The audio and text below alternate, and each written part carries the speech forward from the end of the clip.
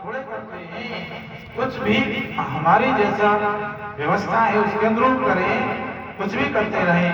कहते हैं ना कि जिस काम में, जिस नाम में, जिस ध्यान में रहो, राधा रमण राधा रमण राधा रमण को। जिस देश में, जिस वेश में, परवेश में रहो, राधा रमण राधा रमण राधा रमण को। जिस काल में, जिस हाल में, जिस चाल में रहो, राधा रमण राधा रमण राधा रमण को। जिस ज्ञान में, जिस मान में, जिस ध्यान में रहो, राधा रमण राधा रमण राधा रमण को। तो नित्य कर्म में जो है बताते हैं संत शास्त्रों से सुनी हुई बातें है कि हमको अपने प्रातः काल की दिनचर्या से ही हमारे जो है ना दिन का शुभारंभ करना चाहिए। सुबह उठते ही परमात्मा से उठते ही प्रार्थना करो, तुम्हें माता पिता तुम्हें, हे प्रभु हे कृपा निधान, आज मेरा दिन शुभ सुंदर मंगल में हो, सज्जनों से मिलन हो, संतों से मिलन हो, सत्संग हमें मिले, दुर्जन से हमें बचाना, बुरा कर्म हमसे दिन में न हो जाए। फिर दूसरी बात ये कहनी, प्रभु ऐसी कृपा करो, हम तो जो है ना अल्पज्ञ हैं, परिच्छिन्न हैं, और सदा आप हमारे मन में बस जाओ, आप हमको प्यारे लग जाओ, आप जो है हम आपको कभी भूल ना पाए, आपकी कृपा से ही संभव होगा, हम में इतनी सामर्थ्य नहीं है। अर्थात भगवान की याद बनी रहे, भगवान अच्छे लगे, भगवान को भूले नहीं, ये उनसे प्रार्थना कर दी और दिन का शुभारंभ हुआ। शाम को सोते हो तब भी हाजिरी करो, सोने से पहले बैठ जाइए, फिर भगवान से प्रार्थना करो कि अपना दिन भर का निरीक्षण हो कि आज दिन भर हमने क्या किया, क्या हमसे पाप या पुण्य बना, जो कुछ गलती बनी हो उससे प्रभु से क्षमा करो। आज मैंने किसी भक्त का अपमान कर दिया है, किसी बुजुर्ग को मैंने कुछ गलत कह दिया है, किसी का दिल दुखा दिया है ना, जो मेरे से कुछ गलती हो गई उसको हम शाम को सोचेंगे बैठ करके तो जरूर हमारे चिंतन में आएगी, और ये प्रार्थना करो कि प्रभु ऐसी सामर्थ्य दो ये गलती हमसे फिर दोबारा ना होगी। और या जब जैसा संसाधन बन जाए, मंत्र से सरल तो कोई उपासना साधना है ही नहीं है, पर नाम की महिमा है जो हमारे योगेश्वर जी ने गाया, आपने सुना, भाई मेरा राम नाम ले बासु कर गया पापी भाखंडी। पढ़ा बिना पढ़ा सब लेते हैं, अब एक हमने सुना है वो आपको सुनाते हैं कि नाम की कितनी विलक्षण महिमा है। कि एक सज्जन थे, दो भाई थे, वो एक तो बड़ा भगवान का परम भक्त था और संत सेवी भी था, बहुत भक्ति सेवा करता, लेकिन दूसरा भाई ठीक विपरीत स्वभाव वाला था, अर्थात तो देवी संपदा वाला था और दूसरा भाई आसुरी संपदा वाला था। आपने जाना चाहे तो गीता का सूर्य अध्याय पढ़े, तो वो ये चाहता कि भाई ये मेरा भाई है, बहुत पाप के मार्ग पे जा रहा है, पतन के मार्ग जा रहा है, इसका जीवन बिगड़ेगा, कैसे सुधरे, कैसे सत्संग में आवे, कैसे भजन करने लगे, लेकिन बिल्कुल नहीं सुनता। एक दिन एक संत आए, संत भी थे जवान मोटे तगड़े, कहा महाराज जी एक निवेदन है। क्या बात है?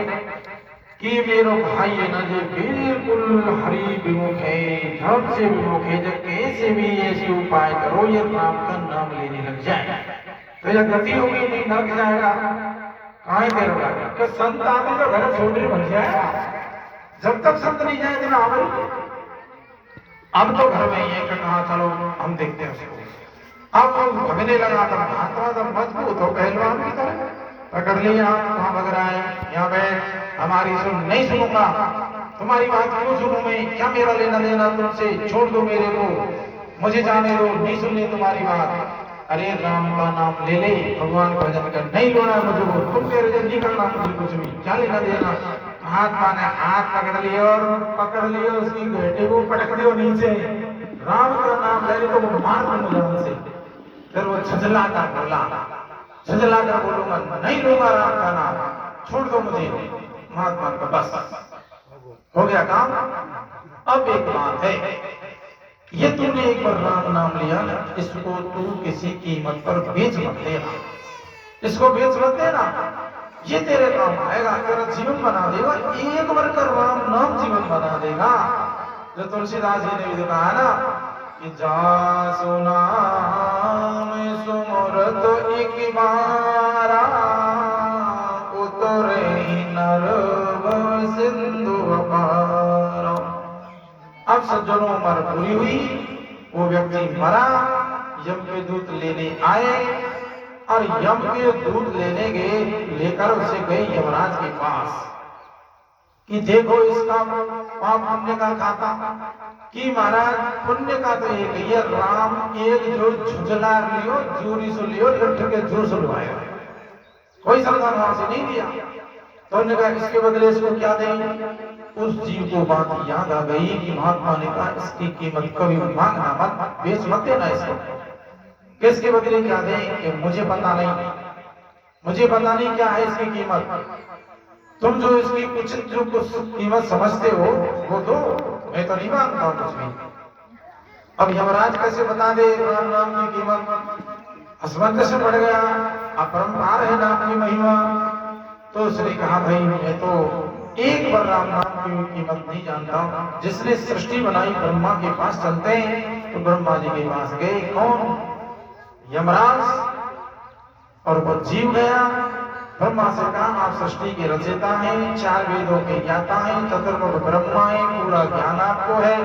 इसने एक बार झुझला के राम का नाम लिया, तो बताओ इसके बदले में इसको क्या दिया जाए। बस इसका भुगतान कर दें, फिर तो हम आगे देख लेंगे, नरक है। केवल एक बार राम नाम के बदले क्या दें इसे। ब्रह्मा ने कहा मेरी क्या औकात जब मैं राम नाम की कीमत बता दूं, मेरी समझ से बाहर है। तो ये चलो फिर शंकर जी के पास। अब ब्रह्मा यम और पहुंचे शंकर जी के पास।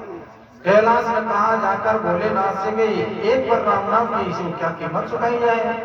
भोलेनाथ ने कहा मैं तो राम नाम लेने में मस्त रहता हूँ, कीमत मैंने नहीं आज तक सुनी, मैं कीमत नहीं बता सकता। तो अब क्या करें कि चलो फिर विष्णु के पास। अब यमराज हो गया, ब्रह्मा जी हो गए, शंकर जी हो गए। अब महाराज उसको ले जाते हैं भगवान के वहां पालकी में बैठा करके। वो फिर जीवना जी उसको बड़ा होश हवास आने लगा कि आश्चर्य की बात है, एक बार झुझला कर नाम लेने पर भी कीमत नहीं बता पा रहे हैं। उसने कहा अब मैं आगे नहीं जाऊंगा। कभी तो कह रहे यमराज के चलो, कभी कहे धर्मराज के यहाँ चलो, कभी कहे तुम ब्रह्मा के चलो, मैं नहीं जाना कहीं भी मुझे। अरे भी चलना तो पड़ेगा, ऐसे नहीं चलूंगा। तो यमराज, धर्मराज, ब्रह्मा और शंकर जी पालकी में बैठा के जी बोले गए विष्णु के धाम में। कहने लगे भगवान ने से कि प्रभु इसने एक बार राम नाम लिया, उसकी बदले क्या कीमत चुकाई जाए। विष्णु भगवान ने हाथ फैलाकर जीव को गले लगाया, कहा देवताओं समझो, एक बार राम नाम का प्रभाव ऐसा कि तुम चार देवता पालकी में जुड़ के मेरे धाम में ले आए। अब इससे आगे हो जाएगा, इससे बड़ा फल क्या होगा। अरे मेरा नाम तो ऐसा है कि यद गत्वा न निवर्तन्ते तद्धाम परमं मम। मेरे धाम में आने के बाद जीव लौट के मृत्यु लोक में नहीं जाता है, मृत्यु को पार जो है प्राप्त नहीं होता है। तो सज्जनों संतों ने तो इतनी महिमा बताकर ये बताई, क्यों बताई कि इधर संत का संकल्प जुड़ा कि एक बार भी राम नाम ले दे प्रभु तो इसका कल्याण होना चाहिए। जैसे अजामिल के लड़के बच्चे का नाम नारायण रखवाया, हम 1000 बार ले लेते, लेकिन संतों का संकल्प जुड़ गया कि नारायण का नाम बेटे का लेगा, लेकिन तुम्हारे खाते में लिखना, तुम जो है ना इसको अपना नाम मानना और उसके बदले इसे फल देना। क्या नारायण की कीमत है। तो सज्जनों ये इन कथनों से क्या आशय निकलता है कि राम के नाम में जीव की साधक की प्रीति बढ़े, भक्ति बढ़े, श्रद्धा बढ़े और वो राम नाम लेने लगे। यह राम नाम की महिमा।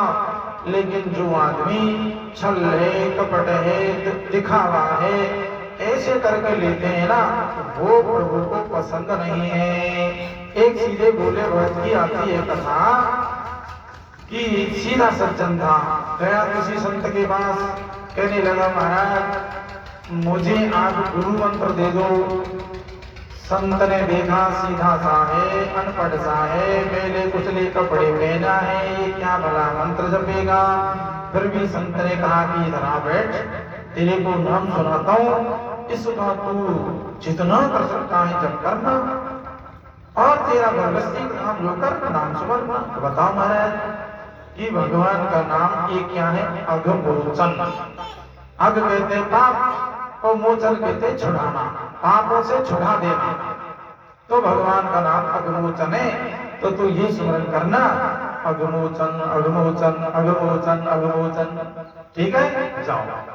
लेकिन सीधे साधे भोले भक्त के हृदय में ये ऐसा श्रद्धा की भावना से छाप छूट गई, यही मेरा मंत्र मेरा कल्याण करेगा, प्रभु से मिला देगा, इसके अलावा कोई नाम नहीं सुमरना। ले घर घर पहुंचाने इतने अघमोचन छू भूल गो, ए तो रहेगा घमोचन ही नाम है, ए छूट गया था घमोचन घमोचन घमोचन सुमरने लगाओ। अब घमोचन दिन रात सुन रहे हो। एक दिन हल चला रहा था और हल चलाते हुए घमोचन घमोचन घमोचन रट रहा। भगवान भोजन करने बैठे, लक्ष्मी जी को हंसी आई, नहीं भगवान जोर से हंसी आई। लक्ष्मी जी ने कहा प्रभु आज आप भोजन को बैठे, इतना जोर से हंसी कैसे आई? कि लक्ष्मी जी क्या बताऊं, मेरे कैसे विचित्र भक्त है, क्यों भगवान के अनंत नाम है, किसी नाम को लेकर श्रद्धा भाव से जप ले। तो लक्ष्मी जी ने पूछ दिया बताओ तो क्यों हंसी आई? अरे मेरे बड़े विचित्र विचित्र भगत हैं, कुछ मंत्र बताते सुमरते कुछ हैं, एक ऐसा भोला भाला भगत है, बाकी भावना को देखकर बड़ी बड़ी हंसी आई है। तो उनको भगत हमें भी दिखा दो। भगवान ने कहा जरूर दिखा देंगे, पर बड़े अटपटे होते हैं भोले भगत। लक्ष्मी जी ना करके आता है, चलो भगवान विष्णु लक्ष्मी जी चले।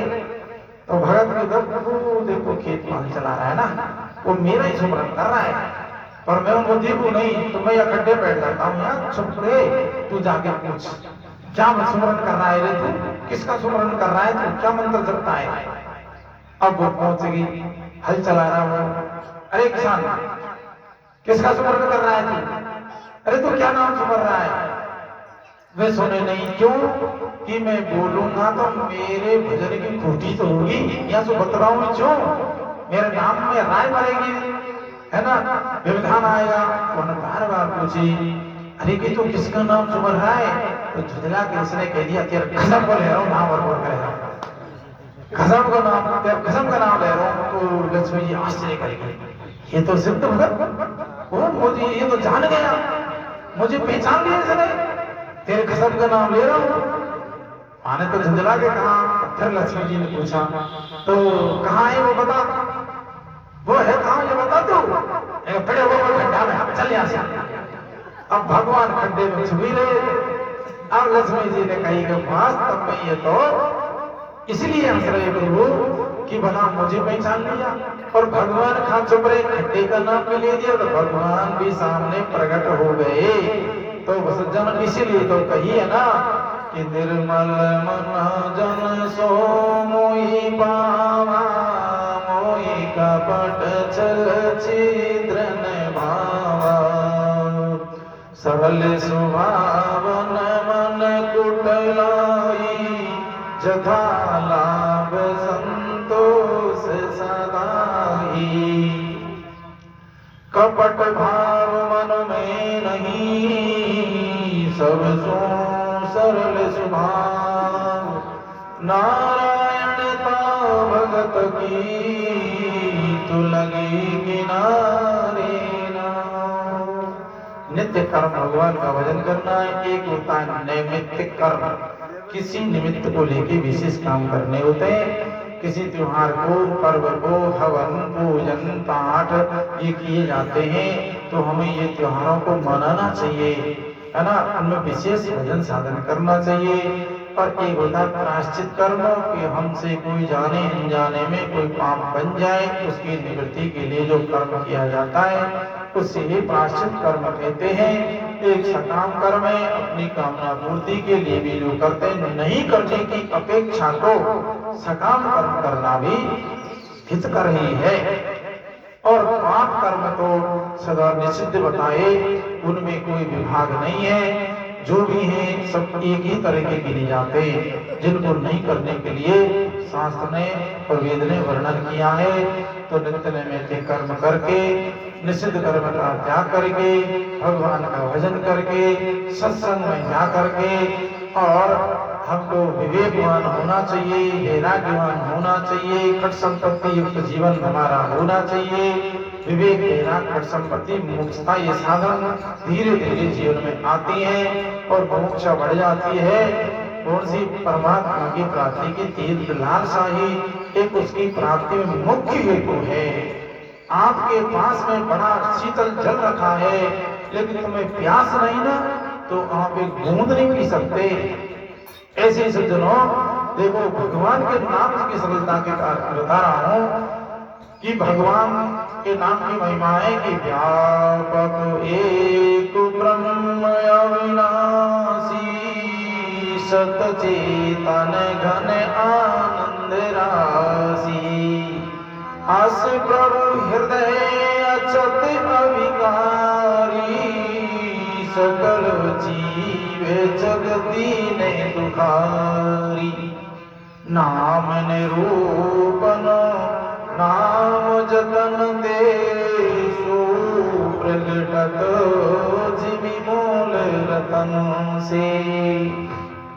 ये तो प्रैक्टिकल प्रत्यक्ष देख लो कि भगवान को जहां भी आपने सुना, ये नहीं कि मैं सुना रहा हूं, कहीं सुन लो, भगवान कैसा व्यापक, सर्वत्र व्यापक है। तो सर्वत्र तो हमारे हृदय में नहीं है, वो एक ब्रह्म है। अनेक ब्रह्म नहीं सुने होंगे आपने, कभी ईश्वर अनेक होते हैं, भगवान अनेक होते हैं, ब्रह्म अनेक होते नहीं, एक। और एक भी व्यापक, व्यापक एक ब्रह्म मन प्रहित है, उससे बड़ा कोई नहीं। ब्रह्म और अविनाशी, जिसका नाश नहीं होता है ना। व्यापक एक ब्रह्म अविनाशी, और व्यापक एक ब्रह्म अविनाशी सत है, वो भगवान चेतन है, आनंद है और सुख की राशि है। ऐसा प्रभु हृदय में आर्निश विराजमान हमारे हृदय में होता है। और फिर भी जीव देखो दुखी है, रो रहा है, क्लेशाक्रांत है। क्यों? बगल में पानी है लेकिन प्यास नहीं है, प्रभु की प्राप्ति की इच्छा नहीं है। तो हृदय में होते हुए हमारे घर में धन गढ़ रहा है, बहुत अपार सोना, लेकिन पता नहीं है, गरीबी में जिंदगी जी रहा है। कोई बता दे तो खोदना तो पड़ेगा, बताने वाला तो बता के चला जाएगा, खोद ले तो माल है। ऐसे ही चाहे वो निज स्वरूप की बात कह दे कि तू ब्रह्म है, अरे तू चेतन अजर अमर है, अज्ञान से भूल से तू दुखी हो रहा है, अपने स्वरूप को तू पहचान ले, है ना। तो तू आनंद सिद्धू है, तू अजर अमर अविनाशी, फिर कैसी मितुदासी, ऐसा स्वरूप है मान लो। ऐसी नहीं बात आती है ना, तो वो प्रकट कैसे होगा? नाम निरूपण नाम जतनते, और सो प्रकट से मोट तन से नाम का स्मरण करते चले जाओ।